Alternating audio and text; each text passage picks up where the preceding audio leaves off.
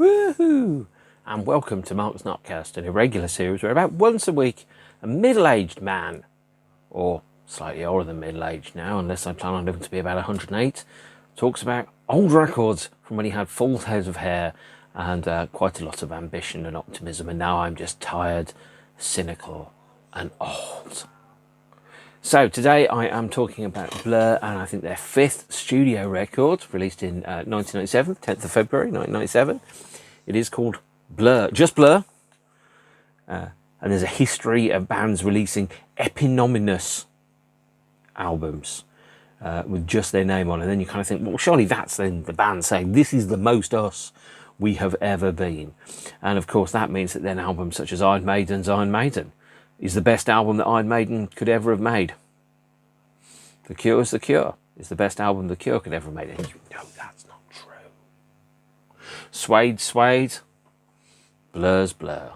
To me, actually, calling an album eponymous and not having a title kind of indicates both a kind of confidence, bordering on arrogance, but also a lack of imagination. And let me not be ambiguous about it. This is considerably better than any Blur album up to that point in their career. Not exactly a high bar to reach, considering the previous 4 albums they'd released include 2 of the worst albums ever made by anybody ever, Leisure and The Great Escape. And, you know, The Great Escape was one of the very worst albums of 1995. I mean, maybe not as bad as Menswear's Nuisance album, but to be fair, going to work and having your corns frozen off is probably more fun and more enjoyable than the Menswear album, because Menswear are one of the very worst bands that ever existed in the history of anything ever, even worse than Dumpy's Rusty Nuts.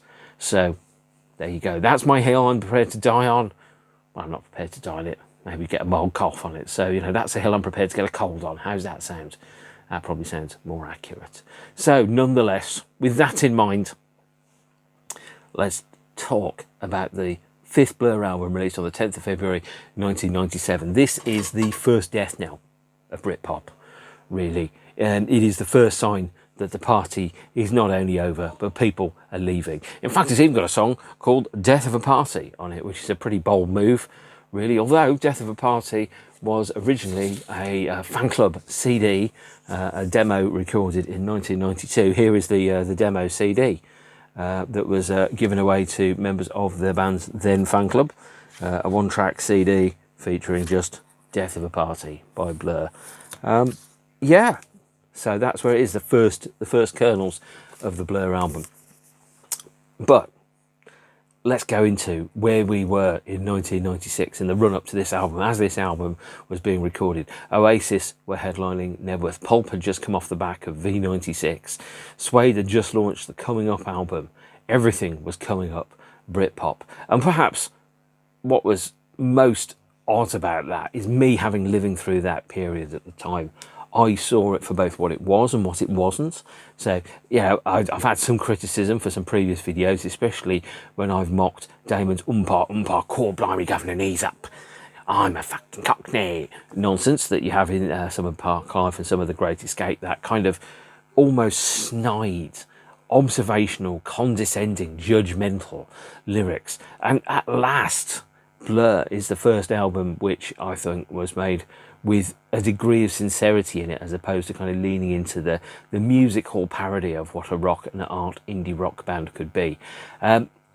It was obviously, as I've said, the first death knell of Britpop. It was the first ringing of the bell that said that the party was starting to come to an end. It was a clear case of course correction and almost overcompensating for the very worst excesses. Now, if you were going to go, what was a parody Britpop band like, and you're not going for Chris Morris's Blouse and their song Myra, you'd end up going, well, you'd probably have a song called My Old Man's a Dustbin, and it features a horn section, and then you kind of go, then you're going, you know, full Chaz and Dave. My old man's a dustman and he wears a dustman's hat, which could very well have been track 15 on The Great Escape, for all I know. I kind of lost interest at that point. In March 1996, as Britpop was conquering the world, and I hate that phrase, the band started to, and this is Blur by the way, the band started to get a little bit of Paradise Syndrome. So, you know, you've had #1 albums, conquered the universe, done an arena tour, headlined football stadiums in the UK and elsewhere. You know, your album has sold 1.5 million copies. I think The Great Escape sold 1 million copies in America. And it sold 1.5 million copies abroad. So, you know, you've got an album that sells 2.5 million. You feel bulletproof, and you're kind of, to quote Quincy Jones, in the state of making house music. The kind of music that you can buy houses with, by the way, not any other form of house music. And Graham Coxon bought a 4-storey Victorian house in Camden that needed a lot of fixing upping, and kind of was having to reconcile suddenly being a man of style and wealth and taste, compared to being, you know, the scruffy yoik that he was 5 years previously when he was in a band called Seymour that hardly anybody had heard of and even less people cared about. There's a thing called paradise syndrome, which sometimes happens, where you achieve everything in terms of material wealth that you want to have, and you realise that isn't actually the thing that's making you happy. You're chasing an idea or an aspiration of material possessions without realising that all that really does, and there is the cliche that money doesn't make you happy. There is the cliche that actually it's not money that makes you happy, it's the absence of money makes you unhappy, because you then have to spend your time, energy and resources on focusing on things like food and where you're going to sleep and can you afford the electricity bill and those type of things. Whereas money doesn't make you happy, it just takes away some of the sources of unhappiness and allows you to then think about where you are on Maslow's hierarchy of needs in self-actualization and go, who do I want to be and what do I want to be for the future? So material success is not spiritual success, by the way. And you know, there's a theory that once you get above a certain income threshold, and I think it's about $85,000, is that actually you don't get any happier no matter how much more money you've got. You just, you know, had to trade one set of problems for a different set of problems. That's a really interesting concept, and that's the place where Blur had started to be. Is obviously they're being staggeringly rich and well off, you know, being one of the biggest bands in Britain, and therefore by extension, if you're one of the biggest bands in the 6th biggest economy in the world, you're one of the biggest bands in the world. And obviously that fame and that success and notoriety was also international in nature. Graham was, according to his autobiography, Verse, Chorus, Monster, an alcoholic. And of course, the definition of an alcoholic is whatever that person thinks that they are. So if they think that they are, they probably are. And if they think that they aren't, maybe they are actually, who knows. But it's an interesting quandary, is that what Graham wanted to do with the band, that I fully agree with him, and I always remember the headline in the year 2001, maybe 2002, when Graham left the band, that an NME said, "Talent leaves Blur." And I'm like, well, actually, that's probably the closest thing to anything accurate which there has been for quite some time coming out of one of those papers. Graham wanted the band to work harder. Graham wanted the band to give people the shivers again. And we all know the shivers. That's one of the reasons why you're watching this, is because sometimes you get the shivers when you listen to music in the way that sometimes I get the shivers when I listen to music. And it's a great experience to have that sense of the hairs on your arms standing up as you're in the presence of something. And I remember very distinctly watching a couple of live recordings. One of the Wonder Stuff in 1991 performing Here Comes Everyone at the Fail Festival, and I just had this sense the hairs on my arms stood up. And I remember I watched the Twilight Sad do a sound check in Leeds about 7 years ago on a night that would change my life, and they performed The Wrong Car to an empty room, and I could just watch it. I was standing in the doorway watching them perform the song, and the hairs on my arms stood up and I got the shivers. And that's what you need music to do. It's not just about, you know, guitar, bass, drums, etc. The thing with music, and it heals me, is that it gives you the shivers. It gives you that sense of optimism, that sense of beauty. It helps you see the world in a different light, and it helps you understand perhaps that things that you couldn't previously have felt or things that you couldn't previously have seen brings a new perspective upon the reality that we live in. And suddenly you're kind of like, yeah, Jake Elwood in the Blues Brothers that goes, "Hallelujah, I've seen the light and I like Blur." And of course, Blur is probably the album where I went from being, yeah, aware of the band to go, yeah, I'm all in now, because instead of being bland and boring and doing Chaz and Dave rip-off songs called Yuko and Hero and talking condescendingly about the lives of the poor working class who just aren't smart enough to be fantastic artists, this is an album that felt like it was made with sincerity and a sense of leaving it all out there on the record, leaving it all on the stage, not leaving anything left behind. Graham wanted to tap into the sense of greatness that the band had with tracks like Oily Water and Resigned and some of the B-sides. And to him, he said that Blur increasingly felt like a business venture. He felt that it was an inauthentic middle-class pop band. And what he said in his autobiography, I'm going to have to rip that off a piece of paper and read it more closely, is we were... I haven't got one, yeah. You know, we were shafting our fans. Every time you released a single, you had to supply 10 new tracks. And there was this sense of that well had gone completely dry. So if you think about the multi-formatting that we had, you know, Blur was a business venture. They wrote songs not because they wanted to write songs. They wrote songs because they had to put 2 B-sides on a CD and 2 CDs and a cassette single and a 7-inch. And suddenly you've got 8 songs, and 8 songs is nearly an album. But you end up spending an afternoon on each one of the songs, and they're not worth it. And you kind of go, that's where Blur starts to feel like a business venture. And as Alex James said, after being the people's hero, Damon was the people's prick for a period. And of course, when you're wandering around on stage in a deerstalker hat going on about a very big house in the country, it's very, very easy to burst that bubble there. And Damon was looking for a change as well. He was looking for peace and quiet, some degree of anonymity, which is, yeah, obviously a trade-off. When you become famous, suddenly you're at the point where, I mean, when you're talking like Damon, Noel Gallagher level famous, you can't go to the shop and buy a pint of milk without somebody wanting to stop you for a selfie. And that in itself means it's very debilitating in terms of being able to live a real life and being able to have a concept of what a real life actually is.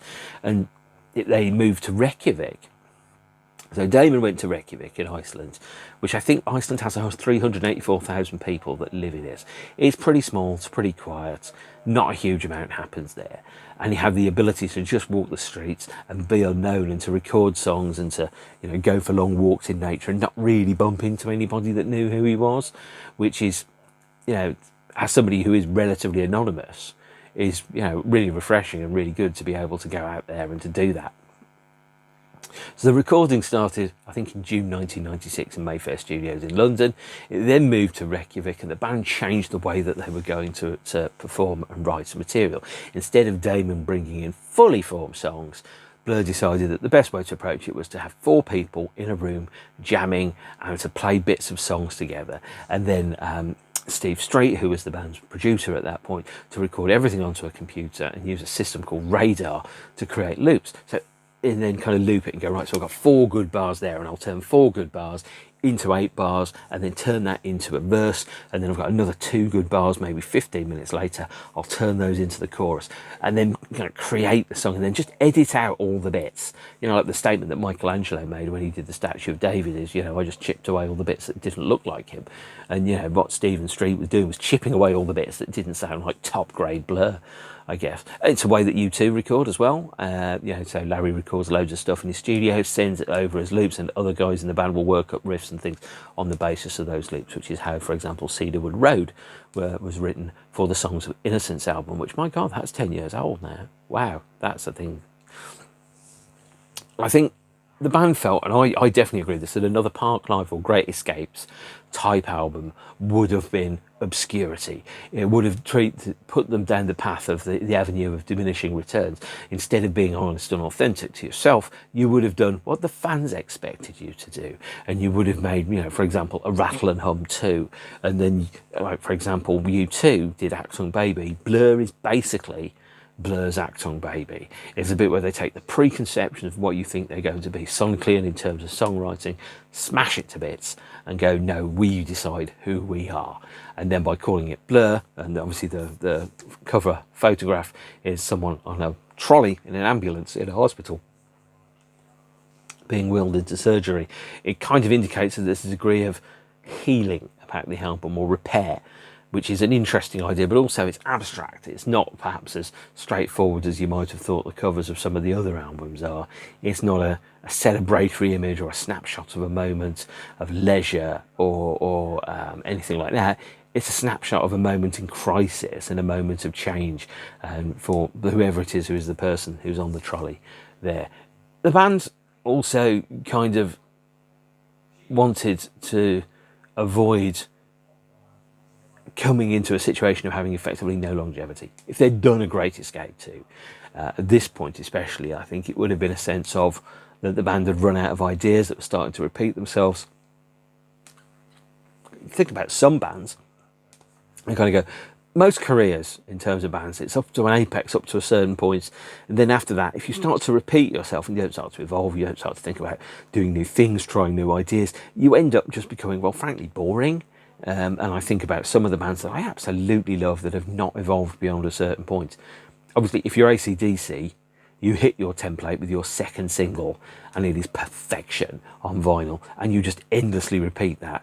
And, you know, depending upon the fan base, they'll be over the moon about that. They go, that's exactly what I want to want. A song called Rock and Roll Train about rock and roll and trains, or, you know, Rock and Roll Women and a song about rock and roll and women, or a song called Shoot You in the Face, which is about shooting you in the face, undoubtedly using both the war and sex metaphor at the same time, because AC/DC are nothing if not playing both types of music, rock and roll. But if you do that, you have to be really, really careful and know that it's a degree of diminishing returns. Blur's fan base, I think, was perhaps had better or perhaps bigger expectations than just Country House Part 14 for their singles. They wanted something different. And I think this has been this came out before Radiohead did OK Computer, before Paranoid Android was heard by most people. So the idea that the band would do something different was quite unusual, quite new. I instantly clicked with the first single from the album, which, by the way, for those of you that don't know, is Beetlebum. And Beetlebum is a parody of the phrase bumblebee, of course. But also works as a metaphor around, for example, drugs and heroin, most of which were in plentiful supply around lots of Britpop bands. And I'm beginning to think, actually, that Britpop bands kept Britain's drug industry afloat in 1997, certainly in London. And Beetlebum was a great, great opening song. It came out on the 16th of January, 1997. Good God, that's a long time ago now. Got to #1 in the charts. It's about heroin, and it's got this fabulous guitar riff sound to it. It sounds a little bit woozy, a little bit sleepy. There's a bit of a Syd Barrett kind of influence in there, the way in which you think, right, so there's a chorus and there's a verse, and they do those things, but they don't quite go where you would expect them to do. So some songs, a lot of songs actually, I hear, and the first time I hear them, I go, I know what's going to happen now. There's going to be 8 lines. There's going to be a gear change, or like a tempo shift. You're going to go into the chorus. Chorus is going to go up a key, it's going to be loud and shouty, it's going to go down, there's going to be a dropout, then you're going to go. It's very straightforward actually to write a song. A song is really, really predictable, especially if you've heard any songs ever before. Beetlebum was different from that. The first time I heard it, I was like, I did not know where it was going to go. I didn't know where it was going to start. I started and I heard it and I thought, well, that's interesting. Oh boy. You know, and suddenly there was that moment where I was like, right, this is really interesting. This is what the band are capable of. And imagine if you have full artistic control, full artistic creativity and ability, and then you want to be boring? Why fight so hard for complete artistic control and then squander it on doing dull as dishwater songs like Country House? You know, if you want to do something like that, go to, Menswear's record company and go, I want 14 songs that sound like Country House, but shitter. They would have a box of them available for you, written by people that no doubt used to be in bands. Probably bands like Then Jericho, I guess, and you could pretend that they were your songs. Now, I'm not saying that happened. All I'm saying is that Girls Aloud were in fact just a version of OMD fronted by 3 women. I think. Don't quote me on that. I'm not sure. I think Girls Aloud, the Svengali, to use a terrible word, behind Girls Aloud, was Andy McCluskey from OMD. And if I'm wrong, because this is the internet, I know one of you will tell me very, very quickly how I'm a complete ignoramus that doesn't know my arse from my elbow and should be set on fire and thrown into a bin somewhere. Thanks. I love the comments section on YouTube. Never, ever full of idiots. Obviously, some of you that put comments, I read the comments. Some of you are lovely. Keep up the good work. Those of you who aren't, go and harass a Nazi. They deserve it. Somebody that gets the facts wrong about Girls Aloud is not actually that bad a human being. Just got different interests. And talking of different interests, if you ever watched any of those programmes on the BBC where they said about, for example, how intelligent are you? And I'd go and watch them, and then there'd be a section that tests your general knowledge, as if somehow that was an indicator of your intelligence. And I was starting to get there. I don't know anything about snooker. It doesn't make me thick. It just makes me not interested in snooker. And yet somehow, if you follow... And then I thought, no, tests are only really good for the people that are good at tests. They're not really good for most people overall. So I'm not quite sure how I got to that point from talking about Beetlebum, but there we are. Here we are. And wherever you go, there you are, as Buckaroo Banzai had it. Beetlebum being the number one song was really an interesting and bold step, because we hadn't really had a record or a mould-breaking first single for a while. So bands like Depeche Mode with Barrel of a Gun, which came out in January 97, The Cure with The 13th, which came out in May 96, and REM's Ebo the Letter, all of which were good songs, but they weren't the template or the format that you would expect those bands to come out with. So you kind of go, well, it's like the band, but it's a different and new direction. And picking a first single is really important, because it starts off the campaign. I hate to use the word campaign, but also it starts off the sense of this is a new era for the band, the new sound for the band, the new look for the band. And then you get to something like Beetlebum and you go, this certainly isn't country house, is it?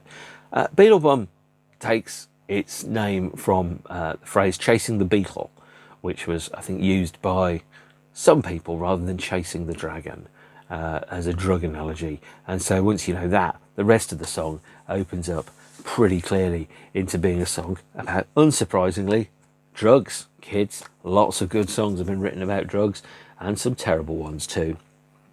And this was backed with, and by the way, these were in the days when you had part 1 and part 2 of a 2 CD set, which of course you had to buy separately, discounted at $1.99 each in order to get it into the charts. Part 1 was backed with All Your Life and A Spell for Money. Part 2, and this version had a different sticker on because they'd misprinted the wrong sticker, by the way, was backed with a Mario Caldato Jr. mix and Wood Pigeon Song and Dancehall, all of which are thoroughly forgettable, by the way. In case you're wondering, are they any good? I have no memory of hearing them, and I know I've heard them, and I've heard them recently because I listened to the whole album plus all the B-sides, and my brain just went, that doesn't quite make sense, does it? So there you have it. And then the album came out, and the second song on the album, which of course was transformative for the band. And you will know this song, because if you only know one Blur song, you know this song.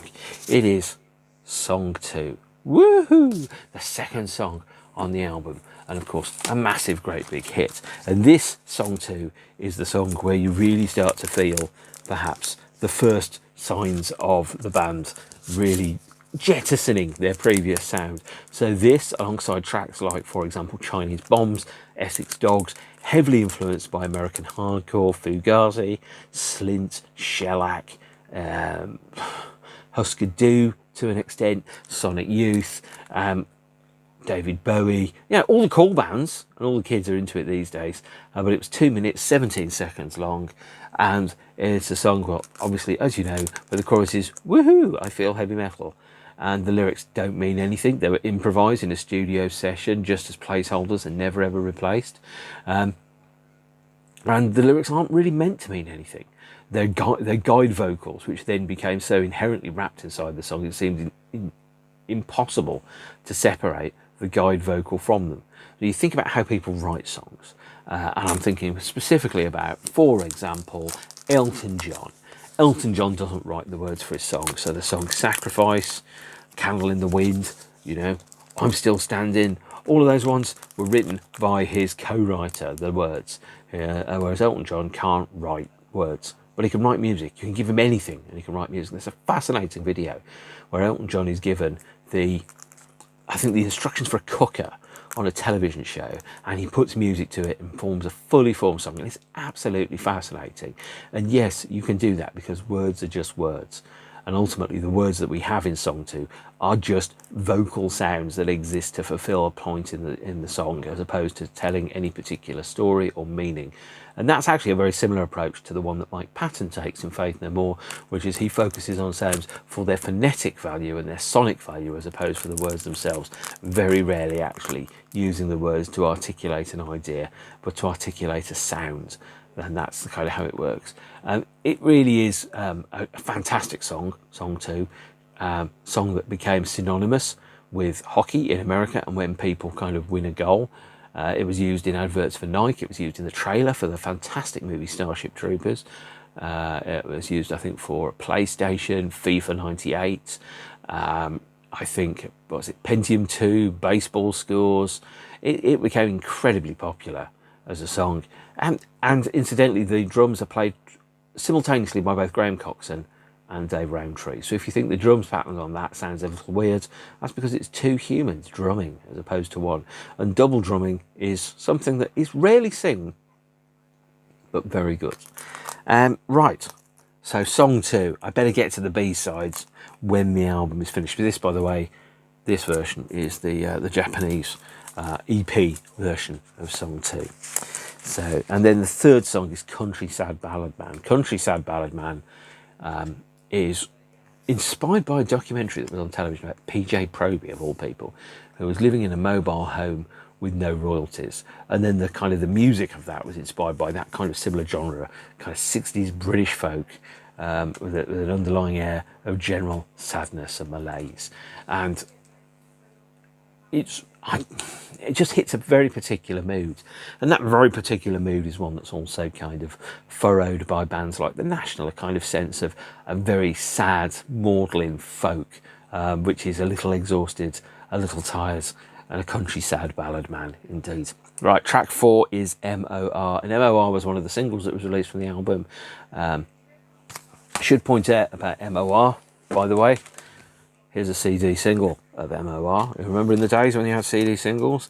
And Blur are on tour in November and December, so you can send a postcard to PO Box 21 in London, not 3 Alveston Place in Livingston or Leamington Spa. And MOR was, I think, a great song, but it was very, very derivative of Bowie's Fantastic Voyage and Boys Keep Swinging. It has the same kind of chorus, has the same kind of chord sequences. It has the same kind of I'm a boy and you're a girl, you, me, we'll work it out, that type of thing. And Coxon was channeling the work of Fripp, who very recently had a heart attack, by the way. So get well soon, sir.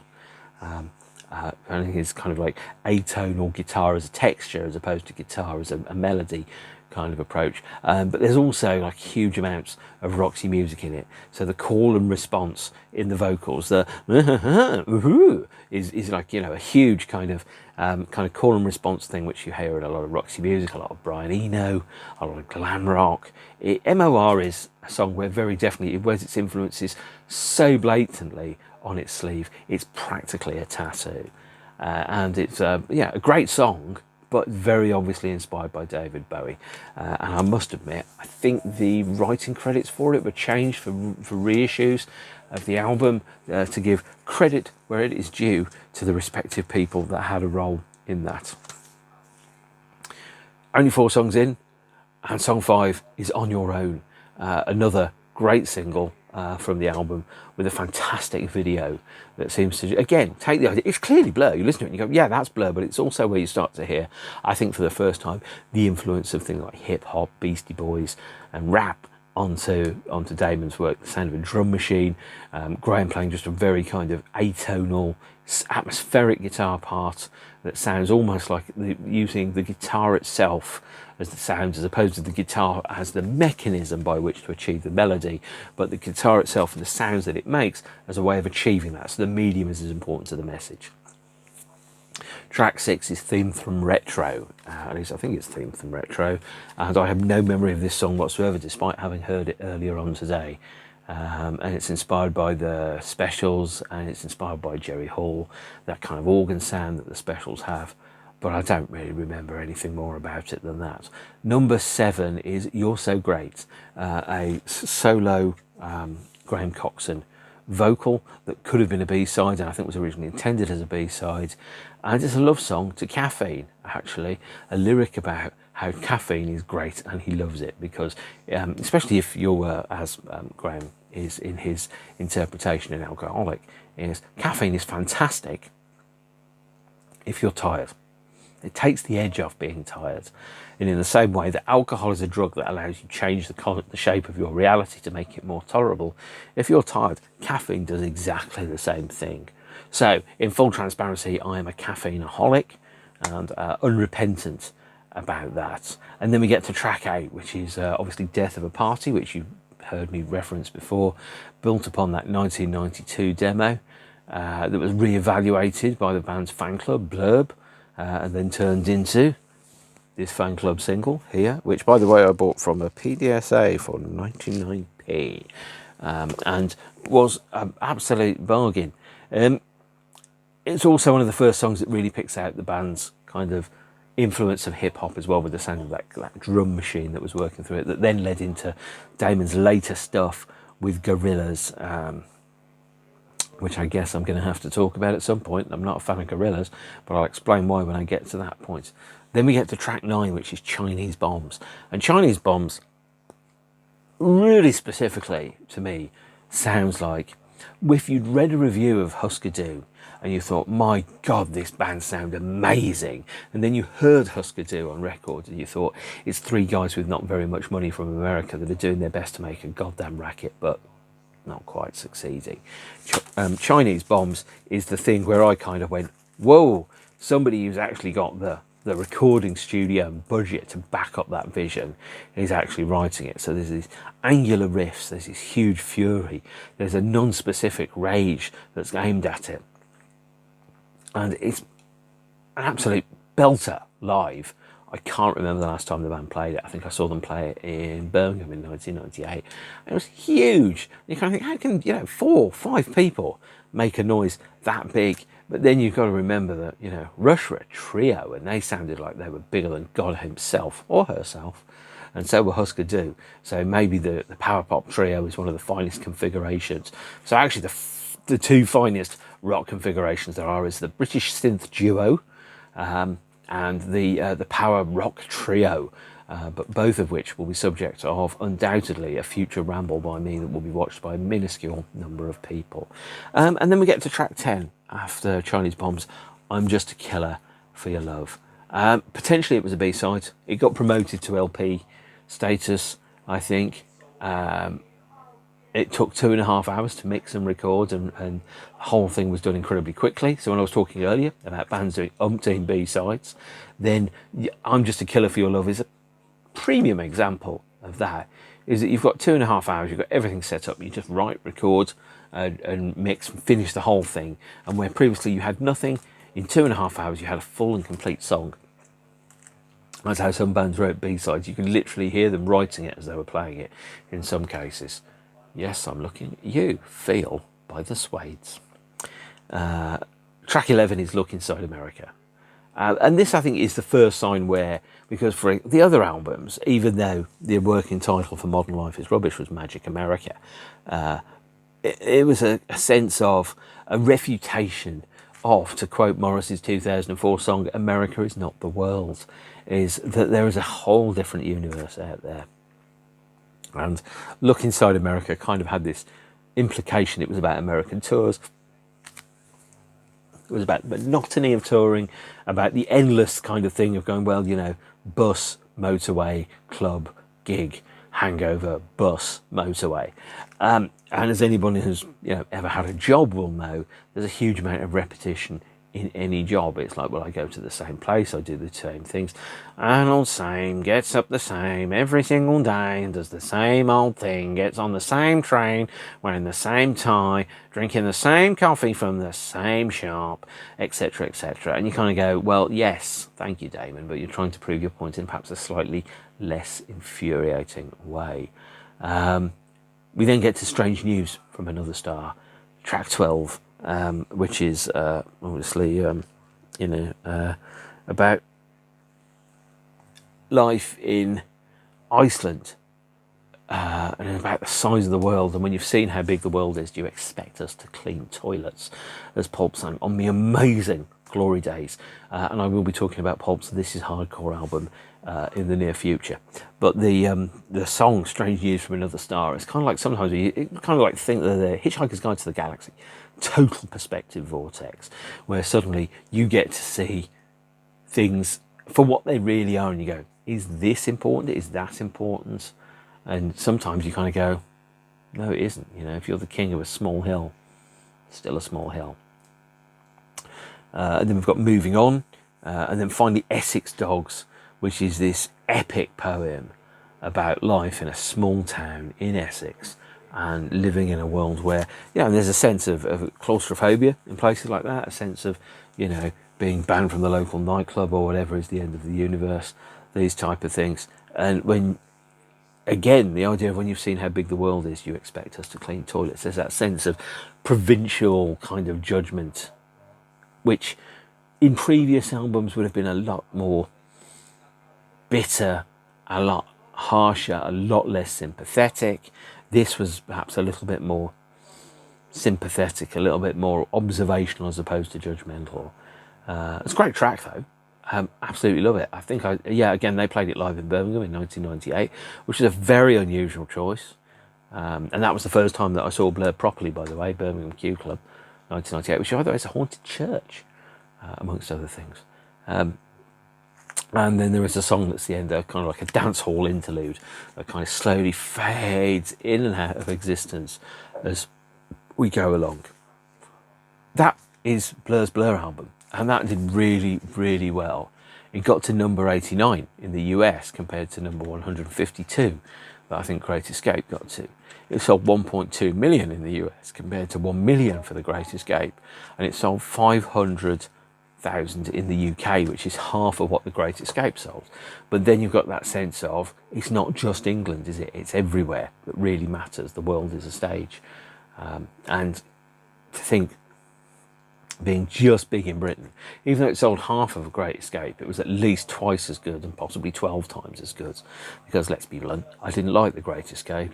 It was a kind of shit Chaz and Dave for the nightclub generation. Whereas this was something else. This was the sound of the morning after and kind of waking up and surrounded by the world that you've created and going, not really a fan of this. So there were 4 singles that were released from the album. Obviously, the number 1 hit single, The Beetle Bum, and then number 2, Song 2, and that was released not long after. And Song 2 came again on 2 CDs, backed with Get Out of the Cities and Polished Stone, both of which were quite good. A track called Busting and Droning, which would become relevant later on, and a live acoustic version of Country Sad Ballad Man. And Country Sad Ballad Man was recorded live for a radio session in Germany. There was also this 8-track Japanese EP with a slightly different cover that features an instrumental of Beetle Bum, a live version of On Your Own, and taken from the same session as Country Sad Ballad Man, and one of the Beetle Bum remixes on there. Around about this time, I remember very distinctly watching the world go crazy for Blur, and me going, well, yeah, and finally at last I see it. So the album was launched with a show at the London Astoria, which was broadcast on television and British radio, and released as a bootleg CD. This one's called Stop Dreaming, on the day the album came out, and features the show 18 songs. There's an hour-long TV broadcast of this from Japanese WOW TV that I'll put to in the links. It's a great show, really enjoyed it. And I decided to go and buy the bootleg CD of it. There was also a third single, which I think was On Your Own. And the B-sides from On Your Own were recorded live at Peel Acres. And so I decided, oops, I shouldn't have done that, to not buy, pardon me, oh dear, that was awkward.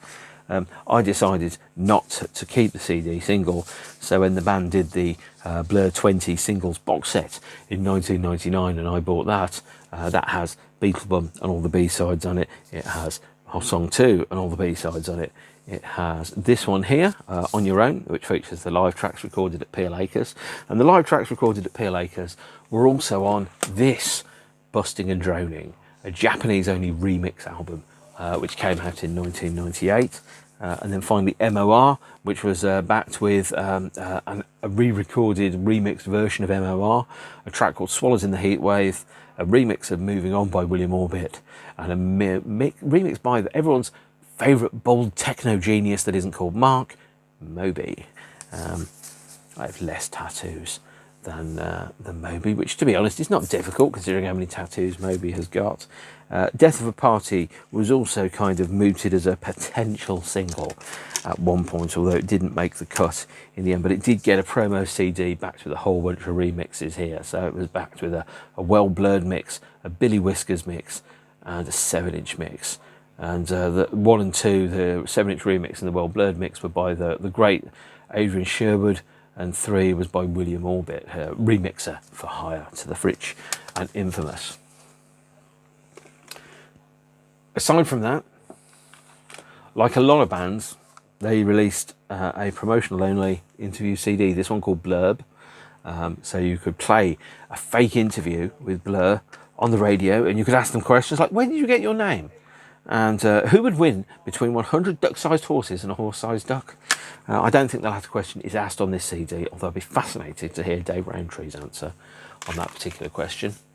And then the period was kind of wrapped up with some touring and a double CD, Busting and Droning, remixes of the album. So this features remixes of Moving On, Death of a Party, On Your Own, Beetle Bum, Essex Dogs, Theme from Retro, and then on side 2, disc 2, a 6-track EP recorded for the BBC radio at Peel Acres, John Peel's home garden studio, B-sides of which were used for the On Your Own single. So when I bought this, I decided I didn't need On Your Own as a single because I had this.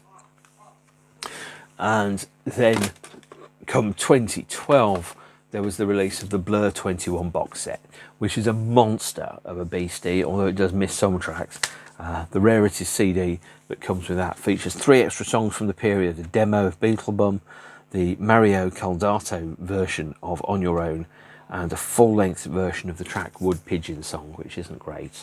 So there you have it. Blur's Busting and Blur's Blur album, actually, I don't even know why I mentioned Busting and Droning. Blur's Blur album is, to me, one of their high points. It's probably my second favourite album of theirs. Number 1 will surprise you, because of course it will. No, it won't. But it was, for me at least, my favourite period that Blur had so far. They became genuinely interesting and exciting and were releasing material I was actually enjoying, as opposed to kind of listening to through clenched teeth going, will you stop talking about a big house in the country and a man with a massive hat? Damon, please, for God's sake, stop being so judgmental. Of course, I'm obviously on very thin ground telling people to stop being so judgmental. But for me, this Blur was easily the most sincere thing the band had released to date, and therefore easily the best and most palatable and most enjoyable, and the one that I connected with most, because to me, great art should be an authentic expression of a human being, as opposed to some kind of bizarre and unusual attempt at kind of passing judgment or selling just records. You've got to do something great. If you've got the ability and the complete ability and control to do anything you absolutely want, do something amazing, because not many people get the opportunity to do it. So that's Blur's Blur album from 1997, my second favourite Blur record. I think it's very, very good. As I said, I saw them at the Birmingham Q Club in the warm-up show for the Glastonbury appearance, and it was brilliant. I'm surprised actually how good it was, because to me all the things about Blur that I found annoying weren't present, unlike when I saw the Levelers, and all the things about the Levelers that I don't like were very present. But all the things about Blur that I found annoying felt toned down to me at that show. And realistically, the most interesting person in the band is Graham, and that means that when he's given an opportunity to shine, he pushes the band in a direction. He gives people the shivers again, and that's exactly what you need, is great music that reaches for the stars. If it reaches and it fails, it's better than not even trying to reach for it at all. And that is why Blur's Blur is my second favourite Blur album, and it was one of the first albums that showed to me that the party was over and that the hangover was kicking in. You're going to like it, but not a lot, as Jarvis sang on the album that came out the year after that. But more importantly, it showed that there was life beyond Britpop, and it showed that there was something real, tangible, meaningful at the heart of that genre, and that in itself was something important, because this wasn't just, you know, four guys in stupid hats talking about country houses, going out and getting drunk. And if there's one thing that any great song should do, it should change your world in a tiny way, and most definitely some of these songs absolutely did it. So that wraps up my views on Blur's Blur album, and if you've made it this far all the way to the end, congratulations.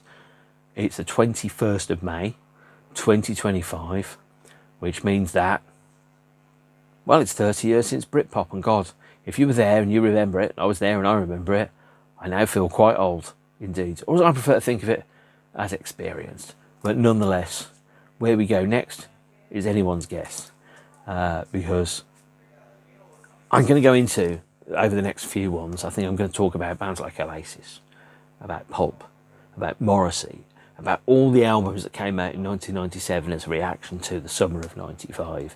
And the summer of 95 felt like Britain was starting to be at the crest of a wave. And 97 was when you realised that you need to come down off the top of the mountain and you need to come back to base camp. So, take care of yourselves and each other. Be excellent to each other, and I will see you soon. Thank you for watching. Ta-ta.